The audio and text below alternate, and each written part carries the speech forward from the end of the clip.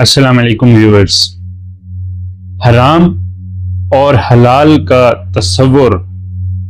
और इसकी तमीज़ वेस्ट में यानी मगरिब में तो है ही नहीं, लेकिन हमारे इस मशरकी मुआशरे में और खुसूसन इस्लामी तहजीब व तमद्दुन में और इस्लामी मुआशरों में हलाल और हराम का फ़र्क मौजूद है। सबसे पहले तो हमें यह समझना चाहिए कि हराम क्या है और हलाल क्या है। बुनियादी तौर पर जिस चीज से, जिस काम के करने से, जिस फेल के सरअंजाम देने से अल्लाह और रसूलुल्लाह सल्लल्लाहु अलैहि वसल्लम ने मना फरमा दिया वो हराम है, और जिसकी इजाजत दे दी वो हलाल है। हमारे पास इसको समझने के मुख्तलिफ जाविये,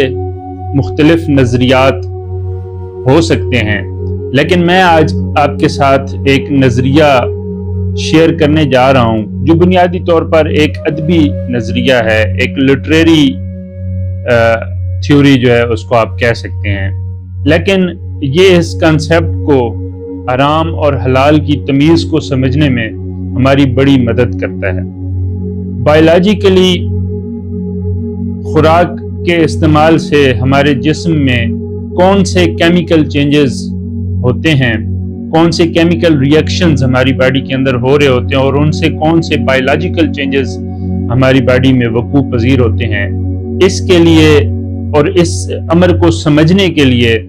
साइंस की बहुत सी जो इंफॉर्मेशन है वो आपके पास मौजूद है, और आप इसको प्रैक्टिकली ये समझ सकते हैं कि क्या हो रहा होता है।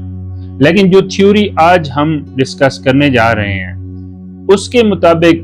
जो खुराक हम खाते हैं, जो फूड इनटेक होती है हमारी, उससे हमारी जीन्स में म्यूटेशन होती है, यानी जीन में तगय्युरात वाक़ होते हैं, तब्दीली वाक़ होती है। और जब हम हलाल चीज़ खाते हैं तो हमारी जीन्स की वो जीन म्यूटेशन मुकम्मल तौर पे वो जो है वो सरअंजाम पाती है, और उसमें मस्बत असरात हमारे जिस्म पर असरअंदाज होते हैं। जबकि हराम चीज़ खाने से एक तो वो जीन म्यूटेशन का प्रोसेस मुकम्मल नहीं होता, वो रास्ते में ही कहीं रुक जाता है और अधूरा रह जाता है, और दूसरा उसके मनफी असरात मुरतब होते हैं। तो ये एक नजरिया है। बेसिकली बानो कुद्सिया के नावल राजा किद में एक प्रोफेसर साहब अपने एक स्टूडेंट को समझा रहे होते हैं हलाल और हराम की तमीज़ और उसके इंसानी जीन्स पर असरात। सवाल तालिब इल्म का ये होता है कि दीवानगी और पागलपन की वजूहात क्या हैं, जिसके जवाब में प्रोफेसर साहब उसको ये समझाने की कोशिश करते हैं। तो जो साइंसी नज़रियात, साइंटिफिक थ्योरीज इस हवाले से मौजूद हैं उनको आप बहुत से लोग जानते भी होंगे, आप स्टडी कर सकते हैं। प्रैक्टिकली ये चीज़ें कैसे हो रही होती हैं वो एक अलग बहस है। तो हम अपने तौर पे एक मुआशरे में एक अच्छी वैल्यू को जिंदा रखने के लिए, यानी हलाल और हराम की तमीज़ को जिंदा रखने के लिए अपने तौर पे एक कोशिश करते हैं। फराज साहब का शेर याद आता है कि शिकवे जुल्मते शब से तो कहीं बेहतर था,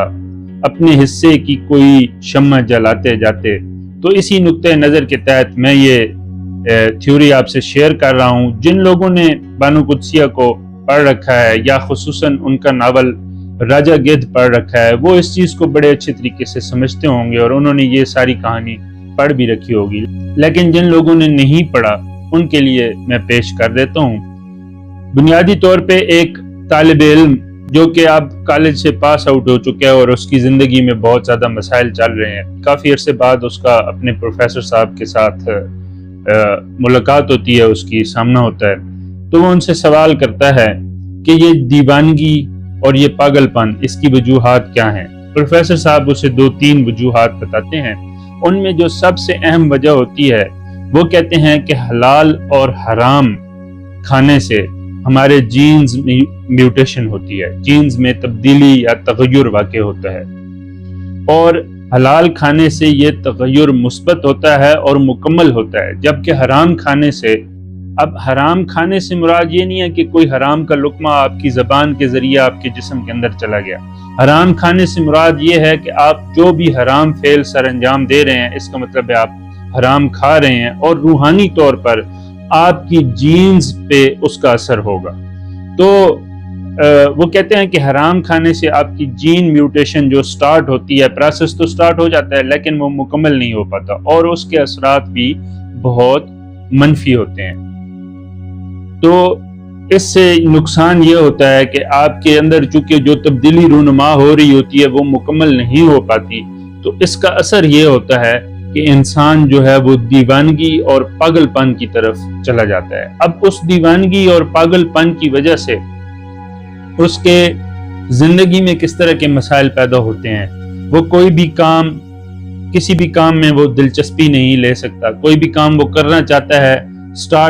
اول تو وہ سٹارٹ ہی نہیں کر پا رہا ہوتا، اگر اسے وہ سٹارٹ کر دیتا ہے، اس کا آغاز کر دیتا ہے، تو وہ اس کو آدھے میں ہی اس کی دلچسپی ختم ہو جاتی ہے اور وہ اس کام کو مکمل طریقے سے، اچھے طریقے سے سر انجام نہیں دے پاتا۔ یعنی آپ کی ڈیلی لائف کے جو مختلف ایکٹیویٹیز ہوتی ہیں، آپ وہ بھی مکمل طور سے سر انجام نہیں دے پا رہے ہوتے۔ آپ کسی بہت ہی خاص مقصد پہ، اپنی زندگی میں کسی مقصد پہ فوکس نہیں کر پاتے اگر اس طرح کا مسئلہ آپ کے ساتھ ہو جاتا ہے تو۔ اور اس طرح کی بہت سی اور جو ڈسٹریکشنز ہیں وہ آپ کی لائف میں پیدا ہو جاتی ہیں۔ تو یہ بڑا ایک بنیادی سا ایک نظریہ تھا جس کو بانو قدسیہ نے بڑے ہی خوبصورت طریقے سے سمجھایا ہے کہ حرام کھانے سے آپ کے جینز میں جو تبدیلی واقع ہوتی ہے وہ ایک تو مکمل نہیں ہوتی، اور دوسرا اس کے منفی اثرات آپ کے جسم پہ، آپ کے ذہن پہ، یعنی آپ کی نفسیات پہ اور آپ کی روح پر ہوتے ہیں۔ تو ہم سب لوگوں کو کوشش کرنی چاہیے کہ جن احکامات کے مطابق اللہ تعالیٰ نے جن چیزوں کو حلال قرار دیا ہے ان کو ہم اپنے لیے حلال سمجھتے ہوئے استعمال کریں، اور جن سے منع فرما دیا گیا ہے ان سے ہم اپنے آپ کو بچائے رکھیں، کیونکہ اسی میں ہماری بھلائی ہے۔ جب ہم حرام کی طرف جائیں گے، حرام فعل سر انجام دیں گے یا حرام خوراک کھائیں گے، تو اس سے ہمارے اندر ایسی تبدیلی رونما ہوگی جو ہمیں کہیں کا نہیں چھوڑے گی، کیونکہ نہ تو وہ مکمل ہوگی اور نہ ہی وہ مثبت ہوگی۔ اور اس سے نقصان یہ ہوگا کہ جب ہماری جینز میں میوٹیشن ہوتی ہے، جینز میں تبدیلی واقع ہوتی ہے، تو وہ پھر نسل در نسل آگے چلتی رہتی ہے، چاہے آپ کی آنے والی نسلیں خود حرام نہ کھا رہی ہوں، خود حرام فعل سر انجام نہ دے رہے ہوں، لیکن آپ کے ذریعے ان کے جینز میں یہ چیز منتقل ہو جائے گی۔ یہ آدھی اور نقصان دہ منفی تبدیلیاں آپ کے جینز کے ذریعے آپ کی اگلی نسل میں منتقل ہو جائیں گی، اور وہ مسلسل ذہنی انتشار کا شکار رہیں گے۔ تو ہم سب کو کوشش کرنی چاہیے کہ یہ ایک اچھا پیغام تھا، چاہے اس کی بنیاد جو بھی ہے، یہ ایک ادبی نظریہ ہے، ایک لٹریری تھیوری ہے، لیکن یہ کنسپٹ بڑا زبردست تھا، اس سے ایک پیغام سمجھنے میں آسانی ہوتی ہے، اس لیے میں نے آپ سے شیئر کر دیا۔ اللہ تعالی ہمیں توفیق دے کہ ہم حلال کی طرف رہیں اور حرام سے اپنے آپ کو بچاتے رہیں۔ بہت شکریہ، اللہ حافظ۔